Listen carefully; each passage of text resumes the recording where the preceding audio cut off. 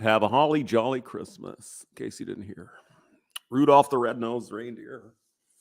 Yeah, well, Christmas has kind of been celebrated for what, 1,000, 15, 20, 2,000 years. Well, probably not 2,000, but it's been a while, right? Anyway, Charles Dickens. What a guy. What a man. Let's go here. And I used to read this every year. Just for fun, you kind of like, oh, we're warm in our bed and dreams of St. Nicholas dancing our head, sugar plums and all that shit. Anyway, Merry Christmas. Almost 10 o'clock here in the Central Time Zone, United States of America. So for some over in the Atlantic time zone, it's already Christmas. So Merry Christmas to you. Anyway, I thought I'd go through and maybe read a little bit because we're here. We don't always have to talk about, So look at the pretty pictures here. Oh, there we go. Yeah. A Christmas Carol in prose. Being a Ghost Story of Christmas by Charles Dickens. 1843 is when this was written. You can see here kind of a cover of a book, and it's really hard to pick out the Roman numerals here. What do you mean Roman numerals? What's the matter with you, hamster? Yeah, I think I'm going to have to get out my abacus and try to do that. So greetings. Hello. Merry Christmas. So yeah, I got the car running. That was pretty easy because, it was above zero, so it's pretty happy. And went and got a couple of supplies for the Christmas day tomorrow because, by the way, in case you were wondering, I'm sure you weren't. Why would I wonder about that, hamster? It is against the law to sell beer in Missouri on Christmas Day. I mean, who knew?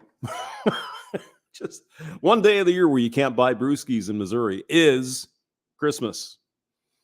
And that would be tomorrow. So got to get stocked up. I've got the, see, what am I going to have? I've got some chicken I'm going to roast tomorrow. Oh, somebody's moving furniture upstairs. Can you hear that? Oh, no. There'll probably be some fireworks here because people, St. Louis, we get crazy, Let's see. So I've got chicken I'm going to roast, potatoes, Brussels sprouts, got carrots. What else do I have? Sour cream, which is my favorite. I mean, a couple times a year, I just love me some sour cream. And we're going to have that. Let's see. What else did I get?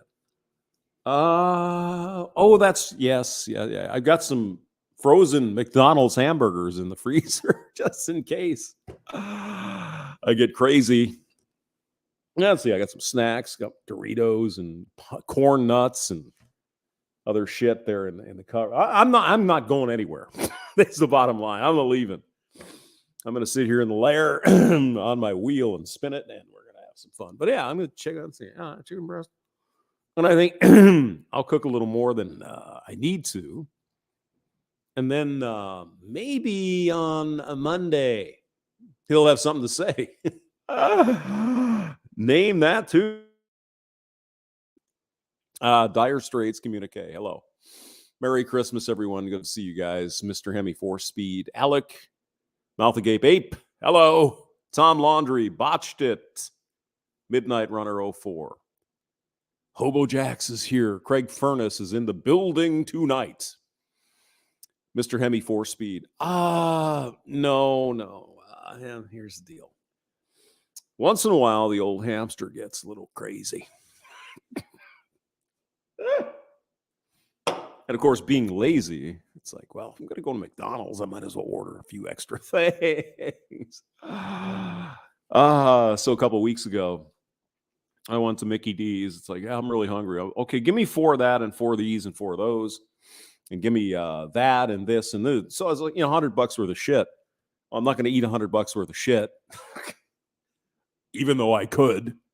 So I put the rest of it in the freezer. So I had a burger and a fry, and then I put the rest in the freezer. It's like, whatever. If I feel like having a burger, And I got to be honest with you, freezing the burgers does nothing. They're just fine. So whatever McDonald's does, they figured it out. So you could put it in the freezer, nuke it for a minute or a minute and a half. It's delicious. I mean, the bread's a little mushy. Well, you would expect that. It's bread in the microwave. But I mean, the meat is delicious, tastes good. So yeah. Anyway, let's get back to. I wonder if Polska Bob's going to call in because he was out earlier. Anyway, so I actually have a copy of the book. Here's the big problem. Since the garage doesn't work anymore. By the way, the coldest day of year, your garage is going to fail. It's like, of course it will. Why wouldn't it? It's the way these things work.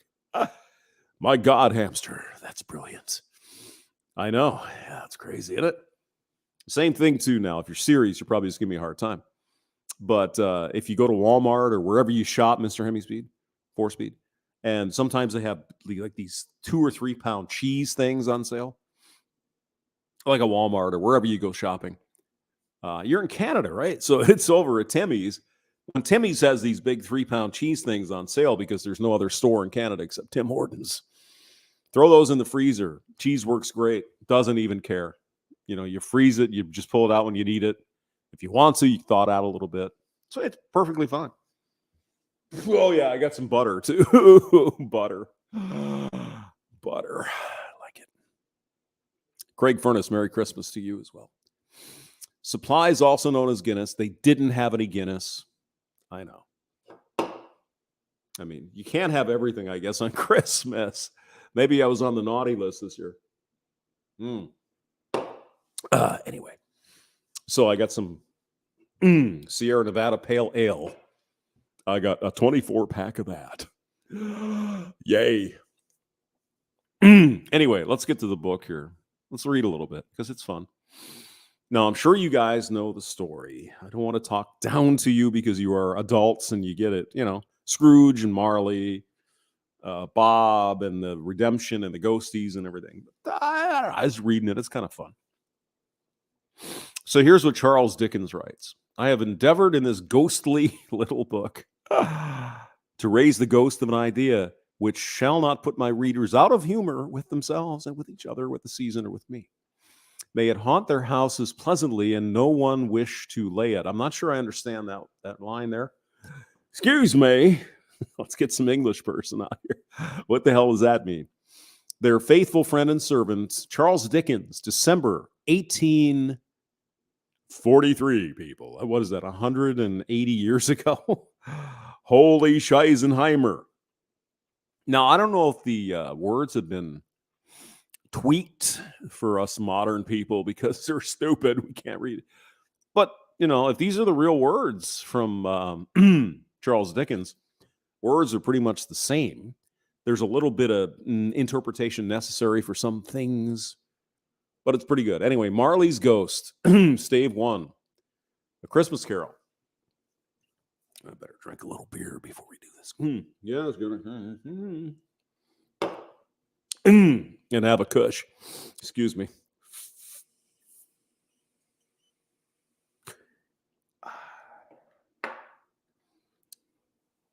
Delicious. Marley was dead to begin with. There's no doubt whatever about that. The register of his burial was signed by the clergyman, the clerk, the undertaker, and the chief mourner. Scrooge signed it. Scrooge's name was good upon change for anything he chose to put his hand to. Old Marley was dead as a doornail. Mind! Exclamation point. I don't mean to say that I know of my own knowledge what there is particularly dead about a doornail. I might have been inclined myself to regard a coffin nail as the deadliest piece of ironmongery in the trade. But the wisdom of our ancestors, this is so funny because this is 140 years ago or whatever. Crazy. The wisdom of our ancestors is in the simile, and my unhallowed hands shall not disturb it, or the country's done for. You will therefore permit me to repeat emphatically that Marley was as dead as a doornail. Scrooge knew he was dead. Of course he did. How could it be otherwise? Scrooge and he were partners for I don't know how many years. Scrooge was his sole executor, his sole administrator, his sole assign, his sole residual. What the fuck? What are these words? His sole residuary. It was something. Probably his sole heir. Who knows? His sole friend and sole mourner. And even Scrooge was not so dreadfully cut up by the sad event, but that he was an excellent man of business on the very day of the funeral, and solemnized it with an undoubted bargain. The mention of Marley's funeral brings me back to the point I started from. There's no doubt that Marley was dead. This must be distinctly understood, or nothing wonderful can come of the story I'm about to relate. If we were not perfectly convinced that Hamlet's father died before the play began, there would be nothing more remarkable in his taking a stroll at night in an easterly wind upon his own ramparts than there would be in any other middle-aged gentleman rashly turning out after dark in a breezy spot, say St. Paul's churchyard, for instance, literally to astonish his son's weak mind. See? Yes. That would be no more astonishing than anyone walking around in his house, of course. Scrooge never painted out old Marley's name. There it stood years afterwards above the warehouse door, Scrooge and Marley. The firm was known as Scrooge and Marley. Sometimes people new to the business called Scrooge, sometimes Marley. But he answered to both names. It was all the same to him. Oh, but he was a tight-fisted hand at the grindstone, Scrooge. A squeezing, wrenching, grasping, scraping, clutching, covetous old sinner. Hard and sharp as flint, from which no steel had ever struck out generous fire, secret and self-contained, and solitary as an oyster. The cold within him froze his old features, nipped his pointed nose, shriveled his cheek, stiffened his gait, made his eyes red, his thin lips blue, and spoke out shrewdly in his grating voice. A frosty rime was on his head and on his eyebrows and his wiry chin. He carried his own low temperature always about with him. He iced his office in the dog days and didn't thaw it 1 degree at Christmas. External heat and cold had little influence on Scrooge. No warmth could warm, no wintry weather chill him. No wind that blew was bitterer than he. No falling snow was more intent upon its purpose. No pelting rain less open to entreaty. Foul weather didn't know where to have him. The heaviest rain and snow and hail and sleet could boast of the advantage over him in only one respect. They often came down handsomely, and Scrooge never did. Nobody ever stopped him in the street to say, with gladsome looks, "My dear Scrooge, how are you? When will you come to see me?" No beggars implored him to bestow a trifle. No children asked him what it was on the clock, o'clock. No man or woman ever once in all his life inquired the way to such and such a place of Scrooge. Even the blind men's dogs appeared to know him, and when they saw him coming on, would tug their owners into doorways and up courts, and then would wag their tails as though they said, "No eye at all is better than an evil eye, dark master." But what did Scrooge care? It was the very thing he liked, to edge his way along the crowded paths of life, warning all human sympathy to keep its distance. Was what the knowing ones called nuts to Scrooge. Once upon a time, of all the good days in the year, on Christmas Eve, old Scrooge sat busy in his counting house. It was cold, bleak, biting weather. foggy withal. And he could hear the people in the court outside go wheezing up and down, beating their hands upon their breasts and stamping their feet upon the pavement stones to warm them. City clocks have only just gone 3. But it was quite dark already.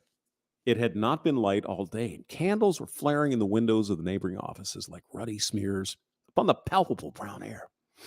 The fog came pouring in at every chink and keyhole, and was so dense without that although the court was of the narrowest, the houses opposite were mere phantoms.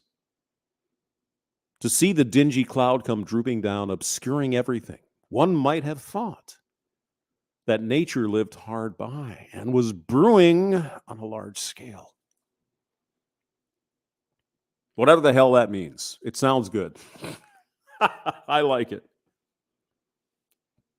The door of Scrooge's counting house was open that he might keep his eye upon his clerk, who in a dismal little cell beyond, a sort of tank, was copying letters.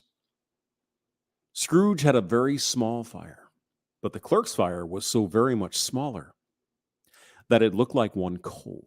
But he couldn't replenish it, for Scrooge kept the coal box in his own room.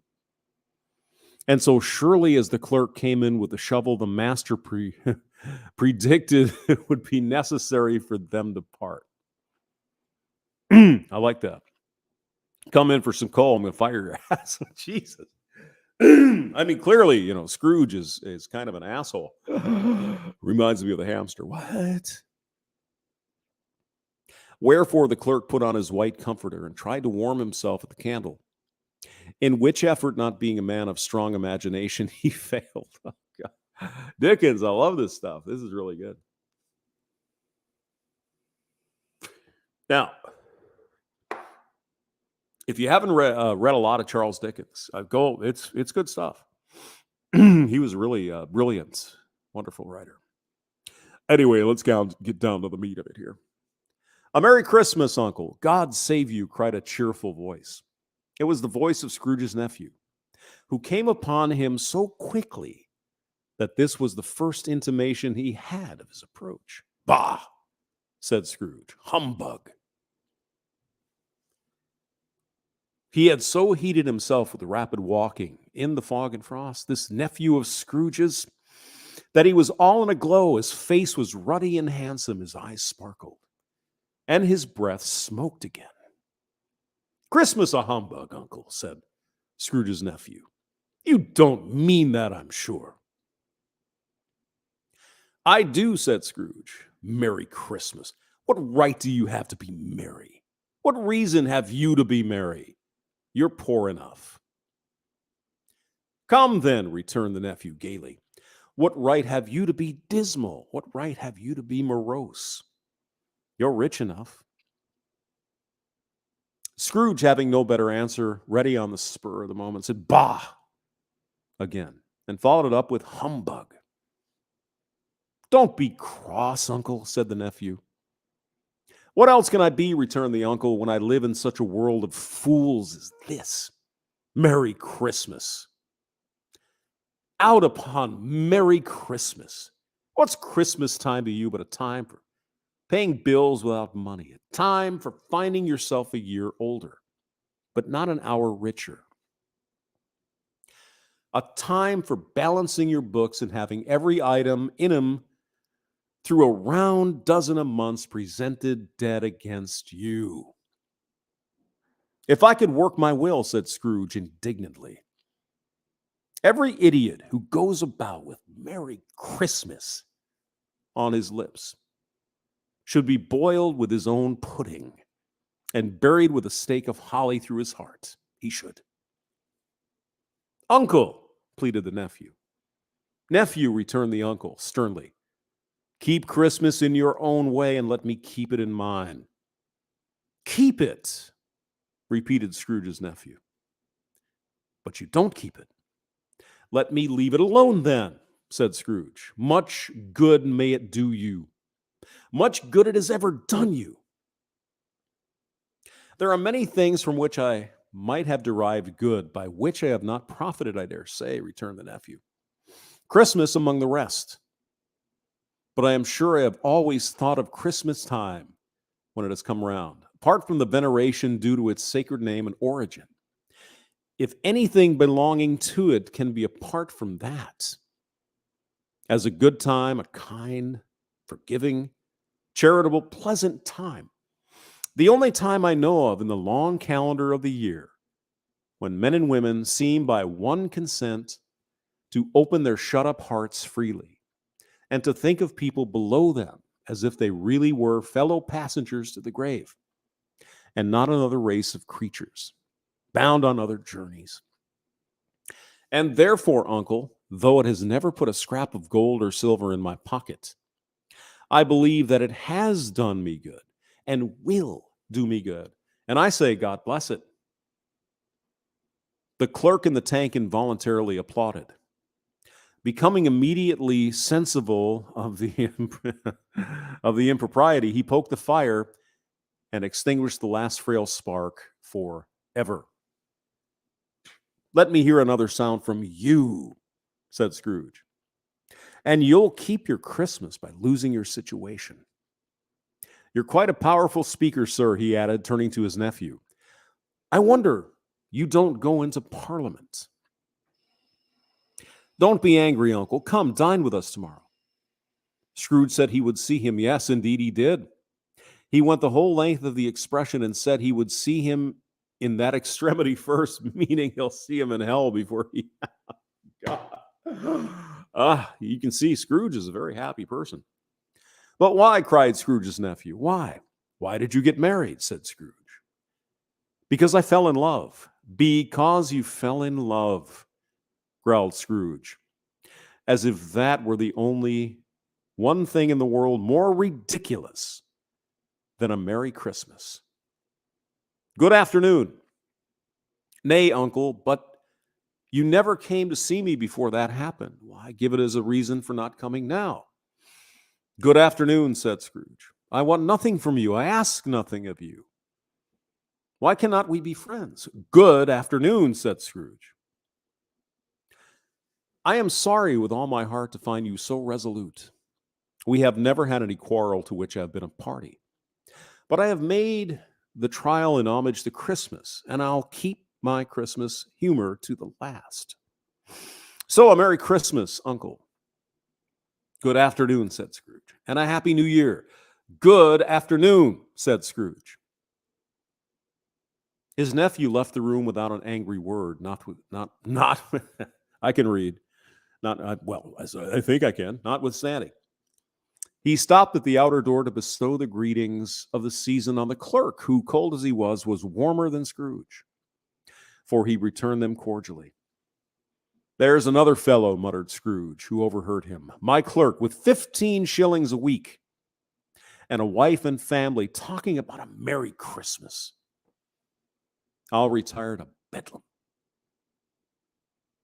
This lunatic, in letting Scrooge's nephew out, had let two other people in. They were portly gentlemen, pleasant to behold, and now stood with their hats off in Scrooge's office. They had books and papers in their hands and bowed to him. Scrooge and Marley's, I believe, said one of the gentlemen, referring to his list. Have I the pleasure of... the pleasure? I better have a drink of beer. Have I the pleasure of addressing Mr. Scrooge or Mr. Marley? Mr. Marley has been dead these 7 years, Scrooge replied. He died 7 years ago this very night. We have no doubt his liberality is well represented by his surviving partner, said the gentleman, presenting his credentials. It certainly was, for they had been two kindred spirits. At the ominous word liberality, I need to read more. Scrooge frowned and shook his head and handed the credentials back. At this festive, they're asking him to give cash, but he's like, screw you guys, because I'm Scrooge. That's the way that is. At this festive season of the year, Mr. Scrooge, said the gentleman, taking up a pen, it is more than usually desirable that we should make some slight provision for the poor and destitute, who suffer greatly at the present time.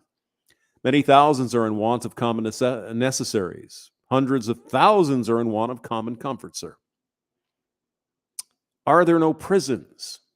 Asked Scrooge. Plenty of prisons, said the gentleman, laying down the pen again. And the union workhouses, demanded Scrooge. Are they still in operation? They are still, returned the gentleman. I wish I could say they were not. The treadmill and the poor law are in full vigor then, said Scrooge. Both very busy, sir. Oh, I was afraid from what you said at first that something had occurred to stop them in their useful course, said Scrooge. I'm very glad to hear it. Under the impression that they scarcely furnish Christian cheer of mind or body to the multitude, returned the gentleman, a few of us are endeavoring to raise a fund to buy the poor some meat and drink and means of warmth. We choose this time because it is a time of all others when want is keenly felt and abundance rejoices. What shall I put you down for?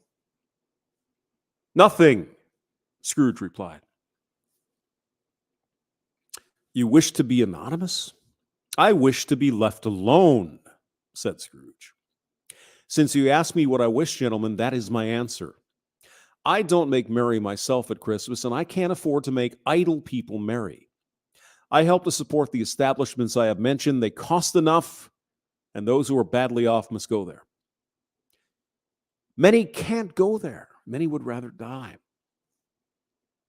If they would rather die, said Scrooge, they had better do it and decrease the surplus population. Besides, excuse me, I don't know that. But you might know it, observed the gentleman.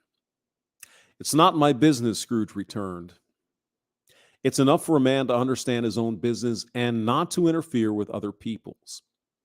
Mine occupies me constantly. Good afternoon, gentlemen.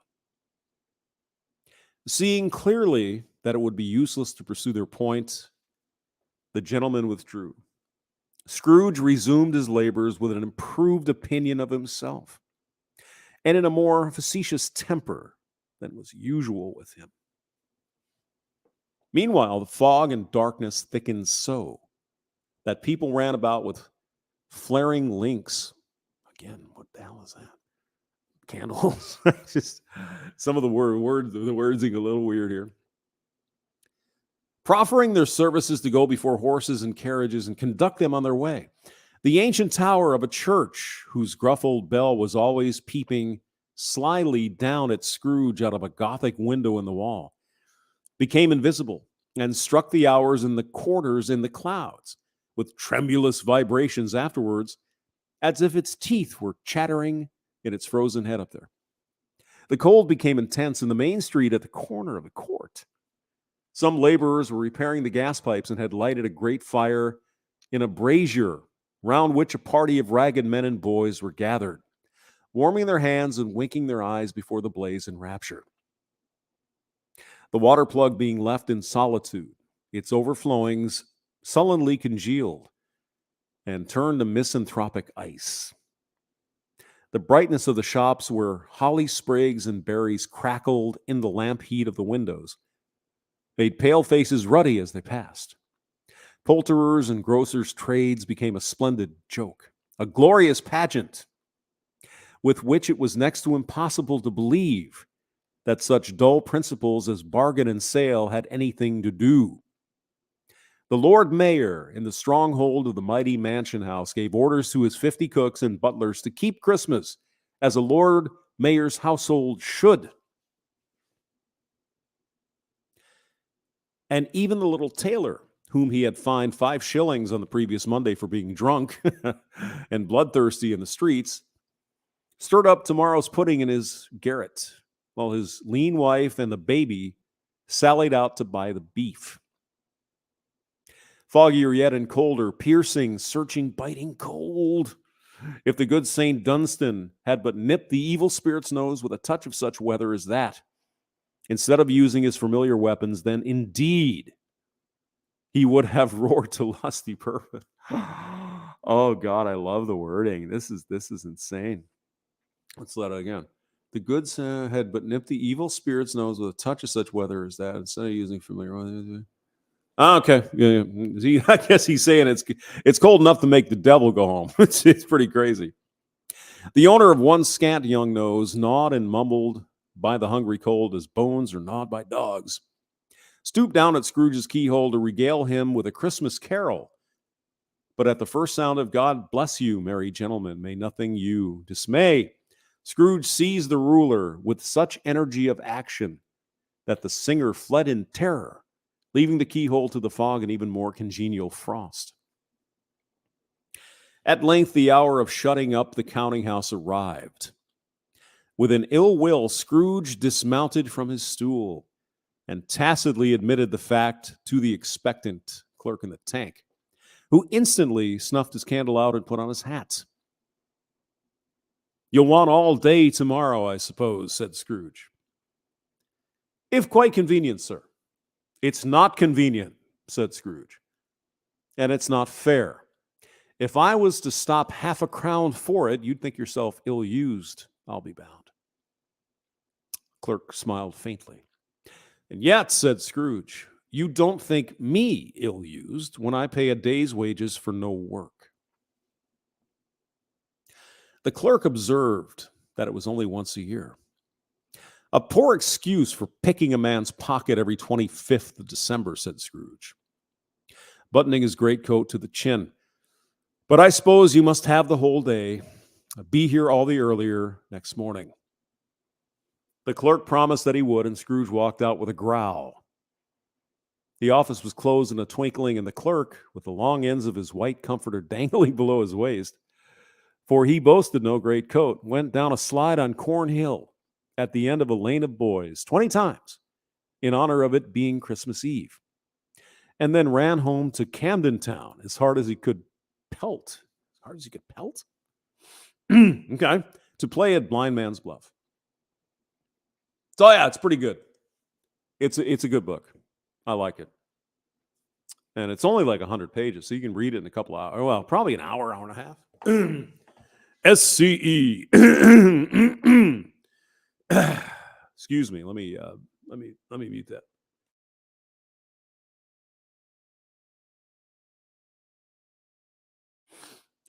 SCE is here. Hello.